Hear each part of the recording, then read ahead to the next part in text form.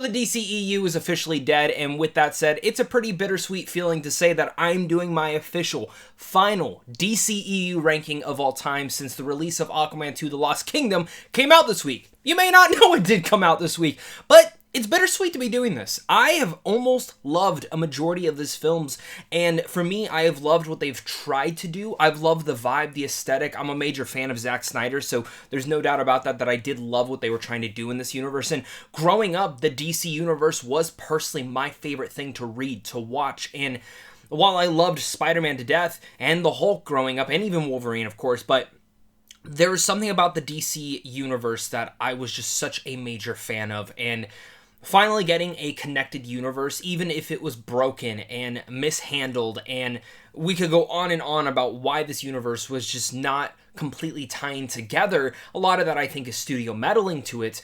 The DCEU, while a failed experiment to many, will be one that I beloved. While not everyone will be able to say the same thing, as this entire universe is so subjective. Some people absolutely hate a majority of the films. Some people love every one of the movies.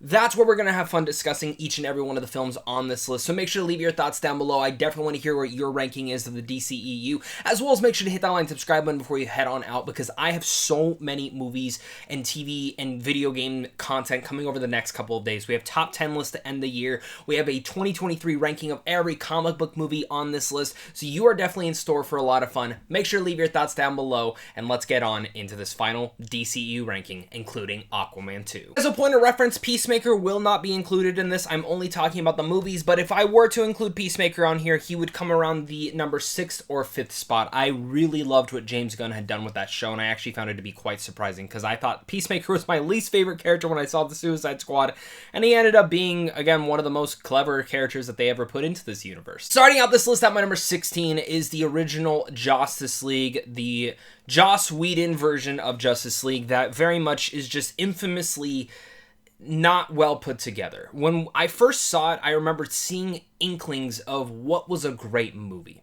And I remember watching with rose-tinted colored lenses and being like, this is enjoyable. It kind of reminds me of a Saturday morning cartoon. And after leaving the movie and hearing more about the drama, this movie just feels tainted with darkness and cursed, and honestly one of the most Frankenstein monsters that had ever been released into cinemas. I think that this film is partially better made than the one next up on this list.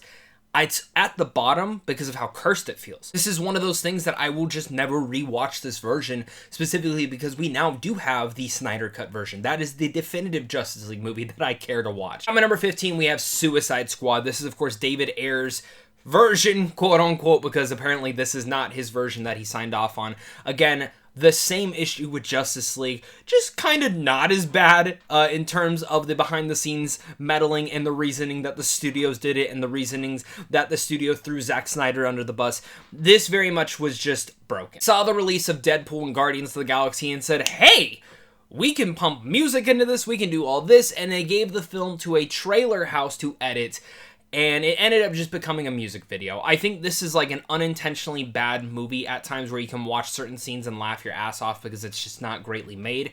I don't know if an Ayer cut would actually fix this. I would imagine it would be partially better. There are some cool ideas in here. I do think the banter between the squad itself is the core and the only reason I would ever go back and rewatch this movie.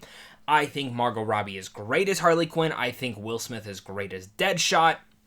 It's just, for me, all these different collaborative characters just never really came to fruition. And I think one of the biggest issues with that is the villain of this, the Enchantress, and her brother. I think Cara Delevingne's Enchantress, like the look of her, and even that one scene where you have the hand and then it flips, all of those ideas are cool, just not executed in a way that makes this character go, yeah, this is a terrifying character that I'm going to be scared of. I like the concept of the Suicide Squad. This is just not it. Now we get to my number 14, and this is where we're going to start breaking heads. I already know, because I know a lot of people absolutely hate my thoughts on a lot of the DCEU ranking. You're probably expecting one film to be here, and it's not. My number 14 is Aquaman 2: The Lost Kingdom. As a preference, I've only seen this movie once. And the one time I saw it was at a press screen where they threw 3D in for me to watch it on. I fully expect, and I'm going to try and rewatch it, because maybe the 3D was bothering me at times and I couldn't get fully into the fun vibe of it.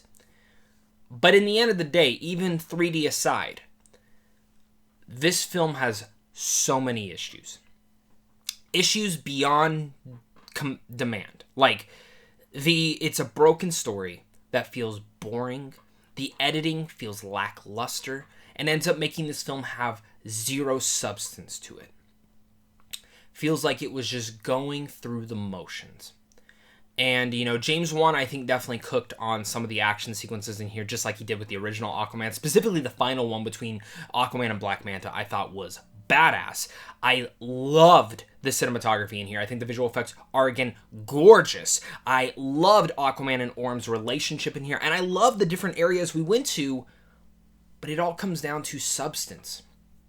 Those areas are not built up. There's no mythology. There's no world building. Everything's just thrown at the kitchen sink to provide fun. And that's okay. There is fun to be had in here. But in between all those moments of fun is boring. The first 40 minutes of this is very rough. It's honestly just lackluster. I had no idea what I was watching.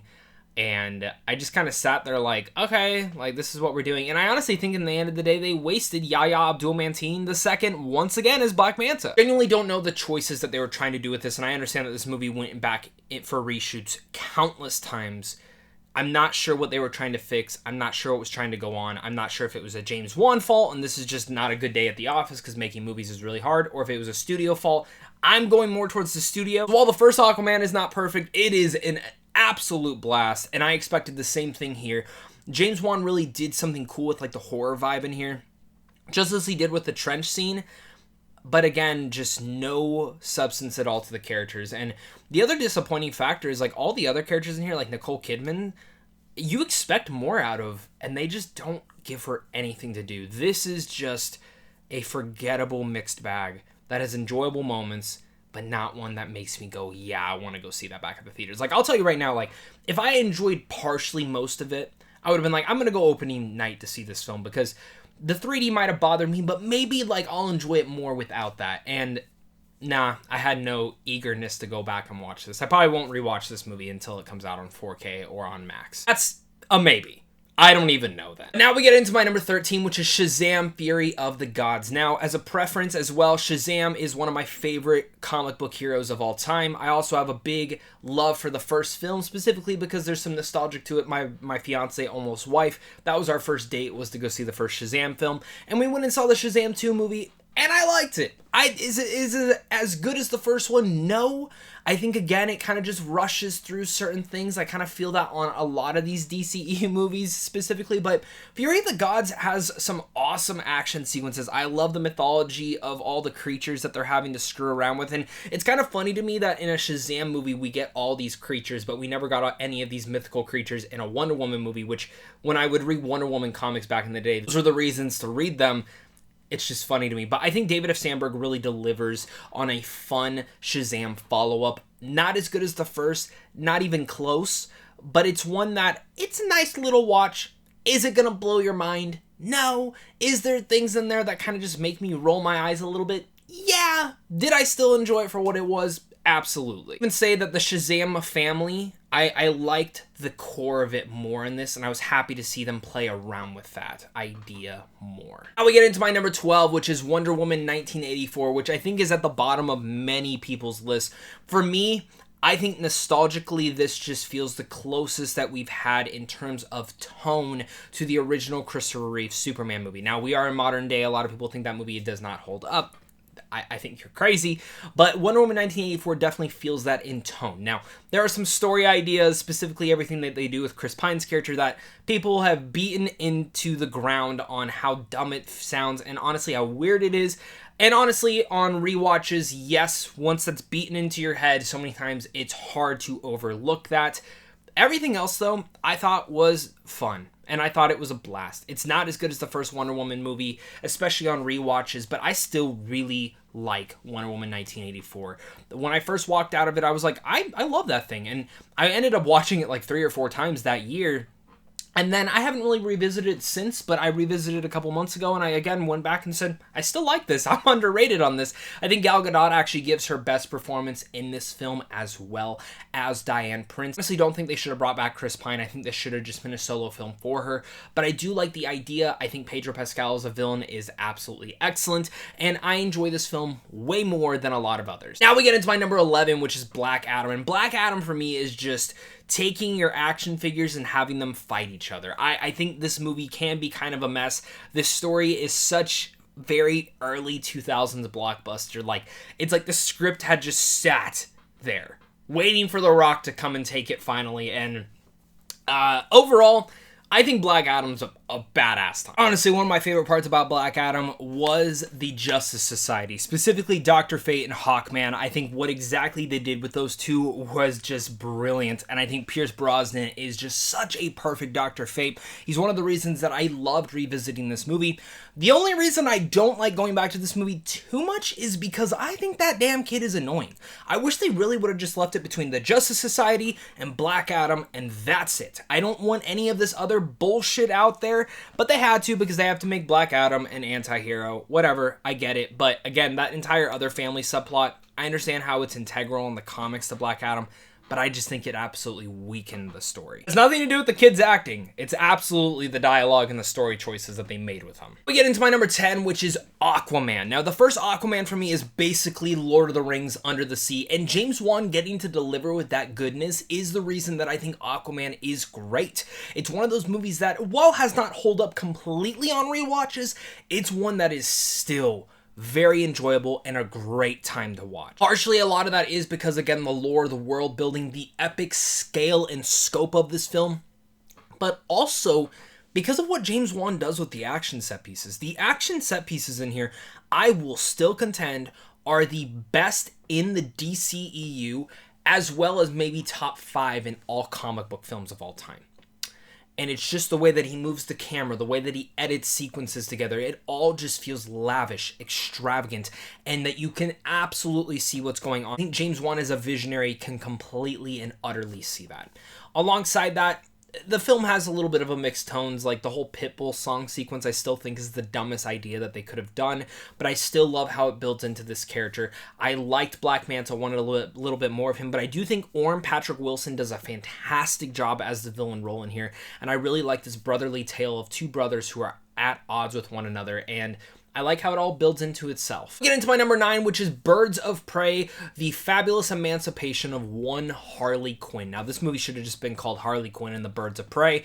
Whatever. That's a mismarketing opportunity for Warner Brothers, and easily this one's right in the middle. I think Margot Robbie is one of the most definitive comic book castings of all time. Like, if there was a Mount Rushmore, I think there's an argument to be made that she deserves right up there for what she's been able to do and build into the role of Harley Quinn, and really much in this film specifically. Not everyone loves this movie.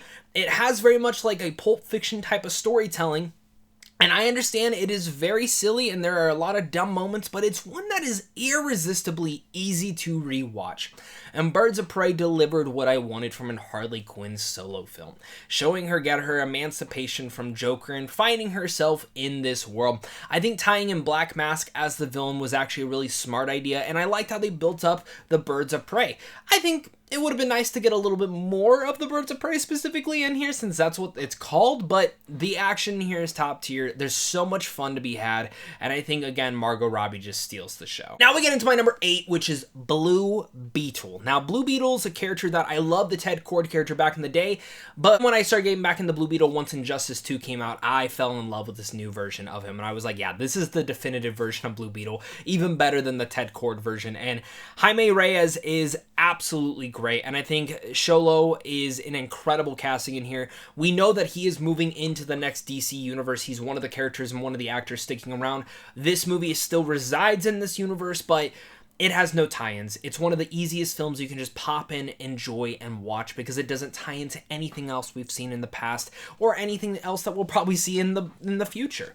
This is just one of those characters. It's the introduction. It's awesome. The action sequences are very much like, if you're an Injustice 2 fan, are heavily inspired from that. You can even feel it and see it. Even some of the finishers. It's a very easy and simple movie to watch, specifically with its story, within its villains and everything like that, but it's highly entertaining because of that action and because of Jaime Reyes' family. And the Reyes family in here is one of my favorite parts of Blue Beetle. George Lopez is just fantastic as the uncle. I think he brings a lot of great laughs, and there's a lot of deep-rooted emotion in there as well. Blue Beetle is one of those films that I've gone back to watch a couple times this year, and I think it deserved a lot better at the box office. We get into my number 7, which is Wonder Woman. Now, I'll always contend a lot of people have this as like their number 1. This is just one of the few DCEU films that I can look at and say, yes, definitively and arguably, this is probably one of the best films in this entire franchise, but it's not one that I like going back to all too much. I think the movie completely peaks after the No Man's Land sequence, which I think is arguably one of the best sequences in the entire DC universe. I loved that entire sequence. The Patty Jenkins filmed the action in such a flair and amazing style. I like the story that they're telling, this fish out of water story here. And I like Gal Gadot in the role. I think Chris Pine being right next to her adds a lot of different levels to it. I like seeing where she goes. The finale's just fine, though. I think everything, again, after the No Man's Land sequence just kind of takes the pacing and halts it quite a bit, makes the film a little bit slower, and again, everything with Ares, I think, could have been a tad bit stronger. Like the action scene, it's just, again, very forgettable. Literally everything after No Man's Land sequence for me just, I don't really remember, and I always forget about once I watch the film again. Now at my number 6, this one, I already know I'm going to get hate for, and I don't get it. The Flash. I loved this movie. I still think about this movie every day. And to get my, just negatives out of the way and the obvious is, yes, the CGI is a mess. Yes, there's some absolute blatant, stupid things in here. Ezra Miller, again, I don't really know what's going on with them. I wish them the best. I hope they get help.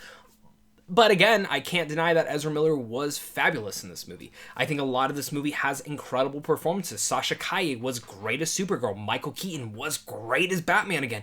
I love the action set pieces in here. I'm a fan of Andy Muschietti. Ever since the It franchises, this guy has just been really delivering weird and functionality stuff, and The Flash delivered that. For me, Barry Allen was one of my favorite superheroes growing up, and to see a full-length Flash movie with that character brought a great delight to my life. Love what they were able to craft with this emotional story with his mother and that regret.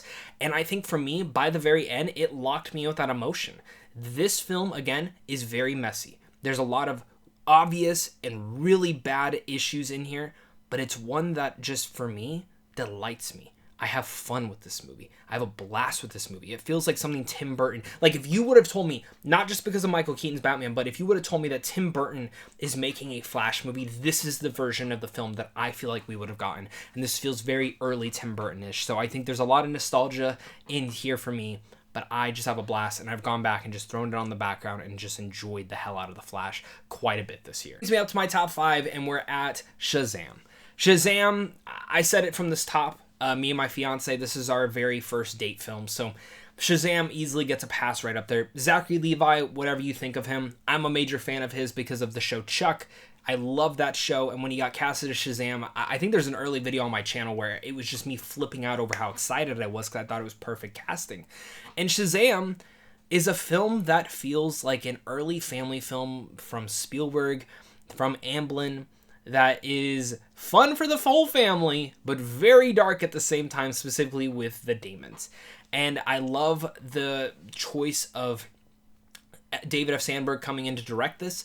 I think it was a great choice because then he could really stylize that and bring it together. The way that they build up to the Shazam family reveal is fantastic. And again, the charm of having Shazam and Billy and flip back and forth between this whole entire big sequence of him as an adult, him as a kid, is just so gratifying. This is just such a purely enjoyable movie that delights and has so much charm to it that it's hard for me to deny that this didn't give me some of the best vibes of when I would watch comic book films or even just early blockbusters as a kid. And I love Shazam for that. It always centers me back down and makes me feel like a child again. And I think that was the whole point of Shazam. And now we get into my number 4, which is Batman v Superman, the Ultimate Edition. That's the only version I actually even watch. I do not care about the original theatrical cut. But Batman v Superman, this version of the film is definitive. It's the version that actually made me look at both sides of Batman versus Superman and actually see what was going on. I think the epic scope of what Zack Snyder was trying to do here is unlike many other blockbusters. And again, if you're a Zack Snyder fan, you're going to appreciate this. If you're not a Zack Snyder fan, I can see you hating this movie. There's countless people that I know that hate this movie. But I think the pros far outweigh the cons, and I will always go towards more of these unique concepts and looks at the DC universe, very much the cliche ones that we've seen before. And this is a movie that I countlessly remember seeing for the first time in theaters and being disappointed, and then revisiting the Ultimate Edition when it came out on Blu-ray and just being baffled by how much better it was. I love the Batman warehouse sequence. I still think it's probably my favorite Batman action sequence of all time. I love Ben Affleck in the role of Batman. I love the older, gritty type of style for him. Henry Cavill as Superman is my definitive Superman. I think he just made a character that absolutely made me actually fall back in love with the character of Superman. I love the introduction of Wonder Woman, the introduction of Flash and Aquaman we're not going to talk about. And the way that Doomsday comes in, while still cheesy, I love that final fight. All the action building around there is fantastic. But the thing that really surprised me was the drama in between that actually really brought a great flair to it all. And I think Batman v Superman Ultimate Edition is an absolute great film. Now we get into my number 3, which is Zack Snyder's Justice League. I have said it countless times. I think this is one of the best comic book movies of all time. This is like the definitive Justice League film that I could have possibly ever gotten. It's one that I will just pop on and enjoy over countless different days because, yes, it is very long. And yes, could Zack Snyder maybe toned it down a bit? Sure. But when you get the chance to do the exact version that you want to do and have your director's cut and vision completely and utterly untouched, I don't blame him for making this film as long as he did. I think Zack Snyder's Justice League is a monumental part of Hollywood's history and a really much a big course correction for what Warner Brothers decided to let him do this. And I think watching this movie, I still wish I would have been able to see it in theaters, but this movie just feels special. Every single choice, it feels definitive. Every single choice feels earned.